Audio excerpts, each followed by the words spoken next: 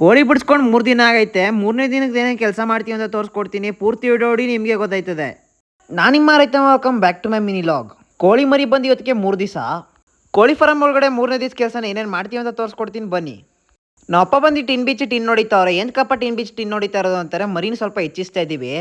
ಏನಿತ್ತಾಗಾದಂಗೆ ಸ್ವಲ್ಪ ಒಡ್ಡಾಡೋಕೆ ಸ್ವಲ್ಪ ಜಾಗ ಬಿಟ್ಕೊಂಡಿದ್ದು ಅದೆಲ್ಲ ಪೂರ್ತಿ ಹೆಚ್ಚಿಸ್ಬಿಡ್ತಾ ಇದ್ದೀವಿ. ಆಗ ಸ್ವಲ್ಪ ಮರಿಗೆ ಸ್ವಲ್ಪ ಫ್ರೀಡಮ್ ಅನಿಸ್ತದೆ. ಮರಿ ಬಂದ್ಬಿಟ್ಟು ದಿನಕ್ಕೂ ಸ್ವಲ್ಪನೇ ಗ್ರೋತ್ ಆಯ್ತಾ ಇರ್ತದೆ. ಕೋಳಿ ಮರಿ ದಪ್ಪ ಐತಾನೆ ಅಲ್ಲಿದಲ್ಲೇ ಹೆಚ್ಚಿಸ್ಕೊಂಡು ಹೋಯ್ತಾ ಇರಬೇಕು. ಗ್ಯಾಪ್ ಕೊಟ್ಟಷ್ಟು ನಮಗೆ ಬೇಗ ಗ್ರೋತ್ ಆಯ್ತದೆ.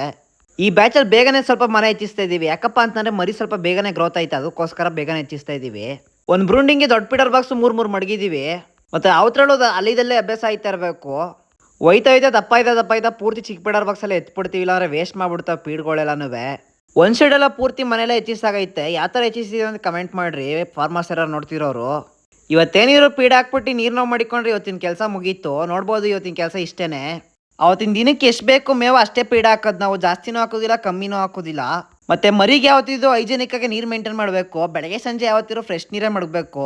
ಚಿಕ್ಕ ಟಿಂಕರ್ ಒಂದು 12-15 ದಿವಸ ಗಂಟ ಮಾತ್ರ ಮಡಗಿರ್ತೀವಿ, ಅವನ್ನ ಪೂರ್ತಿ ಎತ್ಬಿಡ್ತೀವಿ. ದೊಡ್ಡ ಟಿಂಕರ್ ಬಿಡ್ತೀವಿ. 3ನೇ ದಿನದ ಏನೇನು ಕೆಲಸ ಅಂತ ಎಲ್ಲ ತೋರಿಸಿದ್ದೀನಿ. ಮಿನಿಲಾಗಿಲಿಗೆ ಏನು ಮಾಡ್ತಿದ್ದೀನಿ. ಲೈಕ್ ಮಕ್ಕ ಶೇರ್ ಮಕ್ಕ ಫಾಲೋ ಮಾಡ್ಕೊಂಡು ಮಾಡಿ ಕಡೆ. ನಾನು ವಿಡಿಯೋದಲ್ಲಿ ಸಿಗ್ತೀನಿ. ಬಾಯ್.